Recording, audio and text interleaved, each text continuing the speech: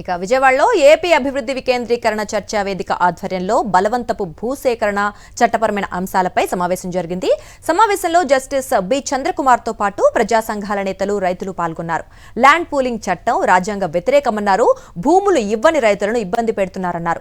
ఎన్ని పరిశ్రమలు వచ్చాయి, ఎన్ని ఉద్యోగాలు ఇచ్చారని ప్రశ్నించారు. ఇక రైతులు ఏడిస్తే రాజ్యం ఉండదన్నారు జస్టిస్ చంద్రకుమార్. ఇక్కడ ఏ పట్టణం నిర్మాణమైనా ఒక స్టేజ్ ప్రకారంగా జరుగుతుంది. కొన్ని సంవత్సరాల కాలం పడుతుంది ఒక సిటీ రావాలంటే. ఓవర్ నైట్ తెల్లారితేనే ఒక సిటీ రావాలంటే సిటీ వచ్చే పరిస్థితులు అనేది ఉండవన్నట్లు చూసామండి. నిజంగా చాలా చాలా బాధ కలిగిందండి. ఎందుకంటే మంచి భూములు, 2 పంటలు 3 పంటలు వచ్చే భూములు, అసలు నీటికి ఏమాత్రం కొరత లేదు. అక్కడ నీటికి ఏమాత్రం కొరత లేనటువంటి సస్యశ్యామలమైన భూములు. మేమందరం చాలా బాధపడుతూ ఉంటాం.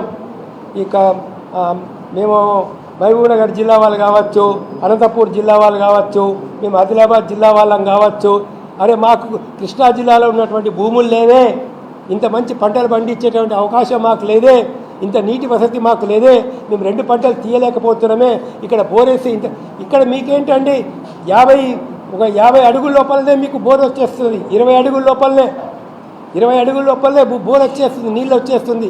అసలు చూస్తే ఎంత ఆనందం కలుగుతుందనంటే అంత నీటి సస్యశ్యామలమైనటువంటి భూములు కదా. అసలు అలాంటి భూములు తీసుకోవాలి మీకు ఎట్లా అనిపించింది? మరిన్ని అప్డేట్స్ కోసం ఛానల్ ను సబ్స్క్రైబ్ చేయండి. నోటిఫికేషన్స్ కోసం బెల్ ఐకాన్ పై క్లిక్ చేయండి.